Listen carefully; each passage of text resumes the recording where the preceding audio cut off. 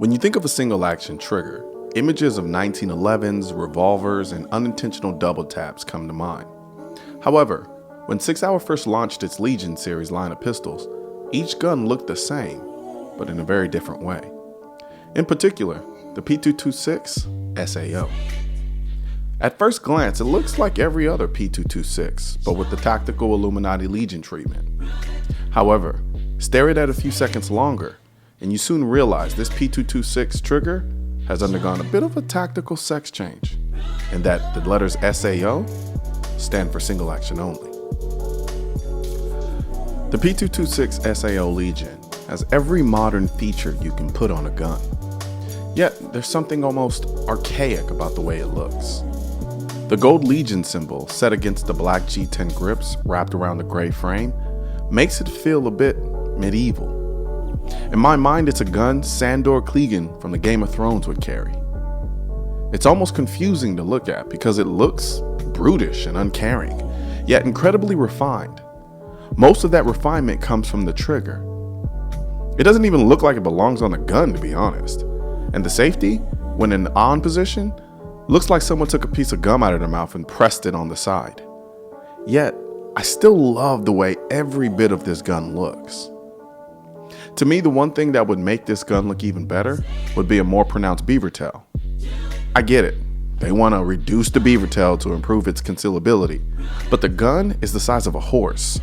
A reduced beaver tail is but a drop in the bucket of things that are needed to make this gun more concealable. But for creating a gun that can send you Instagram notifications, features on modern day handguns can seem a bit uninspiring. The P226 SAO Legion is no exception, at least initially. On paper, the thing is loaded with features, but when you start calling the features out individually, they seemingly feel less exciting and hard to appreciate.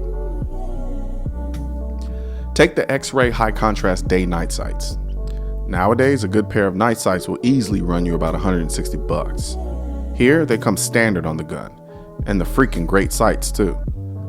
During the day, the green fluorescent dot is almost blinding, which allows me to maintain a clear front sight picture with ease. And it's the same story when the lights go out. But because they come standard on the gun, I kind of feel entitled to them. The custom high checker G10 grips look great, but are they major selling points? Not really. At first, the enhanced checkering on the front strap under the trigger guard looked like nothing more than a well-constructed rash. The relief under the trigger guard is so hard to notice, it's almost not worth mentioning. But you see, that's just it. These features are so subtle that they're hardly noticeable because they do their job without being braggadocious about it. However, in your hand, the gun feels great. Is it the most comfortable gun I've ever felt? No, but the G10 grips have just enough bite to keep your grip true without making you bleed. The frame relieved under the cut will satisfy someone who likes finger grooves, but is subtle enough not to repulse those people that don't.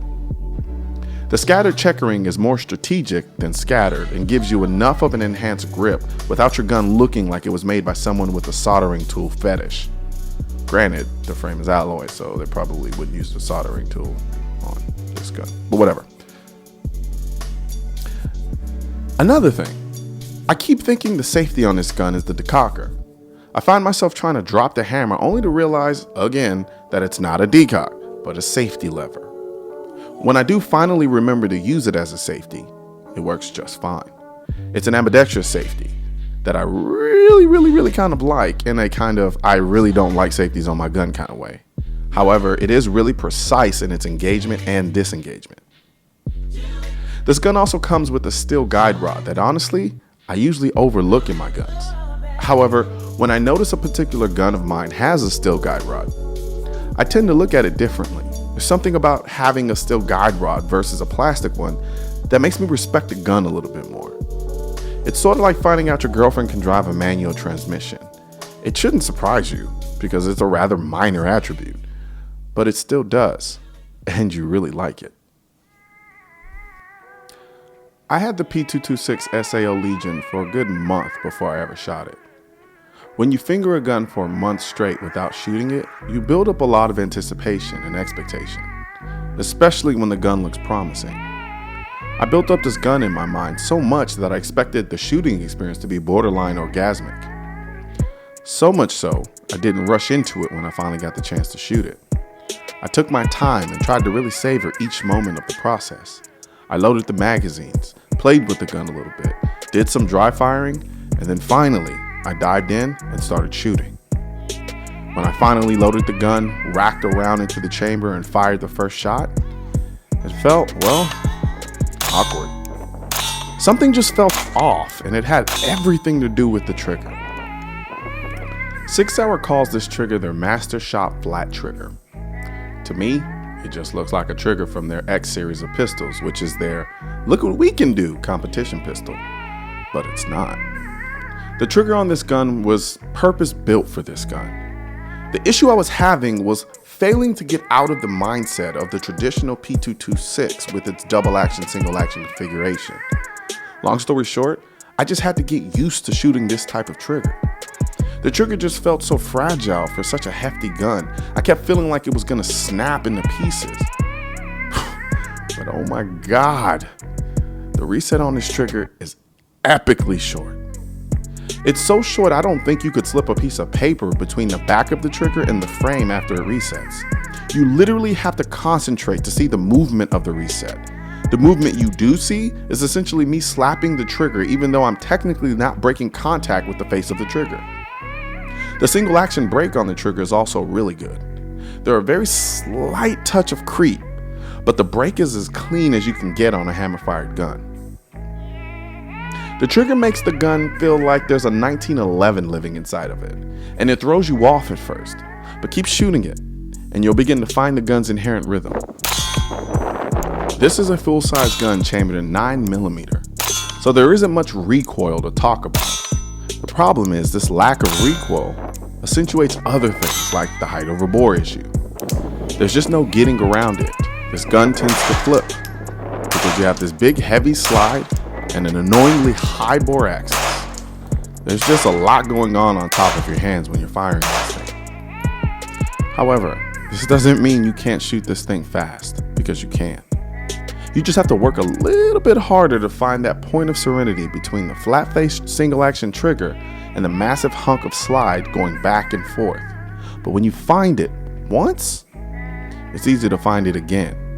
And then when you do, it's simply thrilling.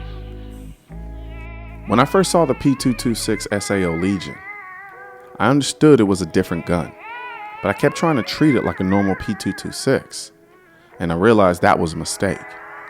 I made another mistake by trying to treat it like a different gun after the fact.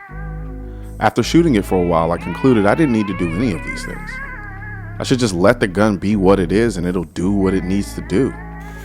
When I was just shooting and moving and not trying to overanalyze the gun, it became its own thing. It felt good. I didn't notice the weight, the trigger was phenomenal, and I came to love its size because it made it easier to manipulate the damn thing. This is a 1911 without any of the attitude and high maintenance.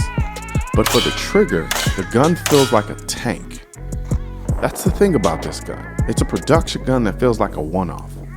You can run it hard and then right in the middle of a string of fire, slow down and take a precise shot and then get right back on it. I still think it should have been more than 15 rounds considering the size, but no one ever listens to me. Would I choose this gun over the P229 Legion? Nope. I love the P229 Legion. It's just a gun better suited for the type of shooter that I am. However, if I was a die-hard 1911 loyalist looking for a change, you'd be an absolute moron not to consider the P226 SAO Legion, because I'd take this gun over a 1911 if I was forced to live with just one.